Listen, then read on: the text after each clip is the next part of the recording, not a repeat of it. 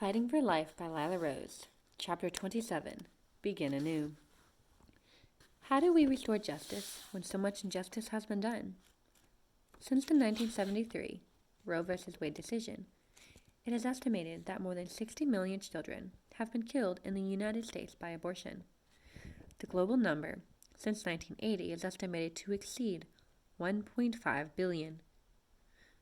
But no matter how much of this evil we expose, my work has shown me again and again that our politics will not change until our people change.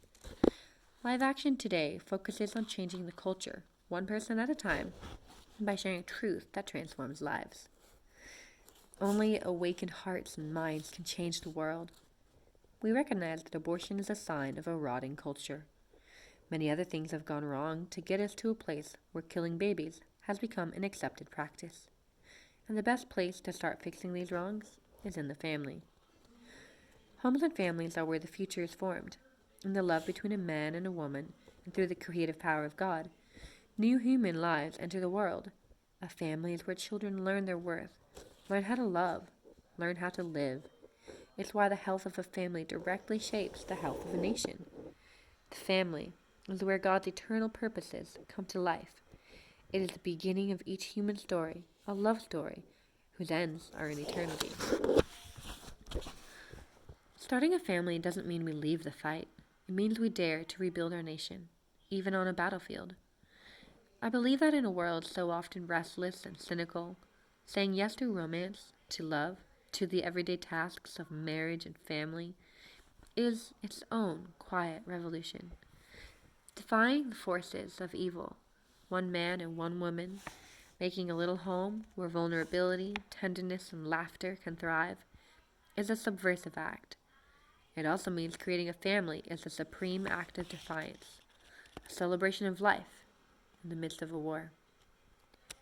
In the last week of 2019, after 24 hours of labor, I gave birth to my son, Peter.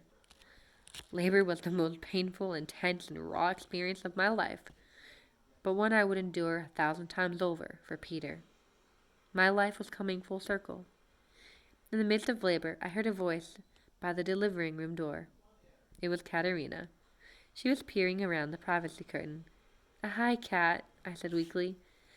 "I'm about to have another contraction. Hold on a second."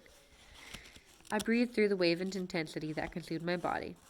As it subsided, I turned to Katerina, who was now next to me. In the months leading up to this moment, she had coached me and encouraged me, transmitting the lessons she had learned from her own pregnancy and labor to bring her son into the world. She gently put her hand on my back. My hair was falling into my face, sweat pouring over me. "Can you French braid my hair?" I asked. "Of course, sis." She smiled as she ran her fingers through my hair. We sat there together for the next hour, me breathing through contractions. The gift of her presence consoled me until my mother arrived after taking an early morning flight.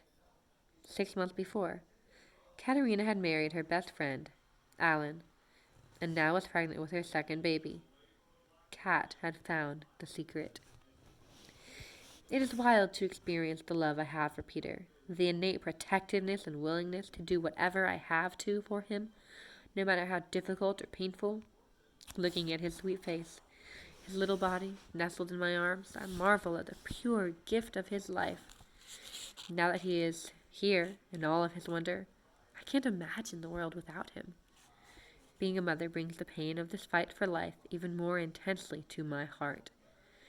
I can't help but think of the babies killed by abortion. I can't help but imagine again the terrible pain that a woman who has had an abortion must feel when she sees for the first time what that abortion really did. But her pain and heartache can bring good. Heartache shows us a problem that needs fixing, a wound that needs healing, and a cause that needs joining. What is the vision for which we fight? We fight for the innocence of all children and their right to be loved and protected. We fight for the sacredness of every human being from the first moment of their existence, when God Himself designs a new, unique, and totally irreplaceable life. We fight for justice, for the day when our laws treat all people equally and no one is left out. We fight for that breakthrough moment when respect for God's justice reigns in every human heart. We fight for the dignity of every woman and girl, that each one might know her worth. We fight for motherhood and fatherhood and for the sacredness of family. We fight for life, for the precious gift of a life, lived as fully and abundantly as God intended here on earth, and in hope of an eternity to come. This fight needs men and women of courage and conviction, of every background, of all ages. The fight needs those who once cooperated with injustice, but now bravely witness against it. The fight needs the girl who doesn't think she has much to offer because she's too young, too inexperienced. The fight needs the student whose workload cannot suppress their passion to repair the brokenness of the world they study. The fight needs the creatives, the artists, the scientists, the medical workers, the service workers, the administrators, the lawyers, the teachers, and the business leaders who pour themselves into their professions every day, but still see the crisis and refuse to be silent.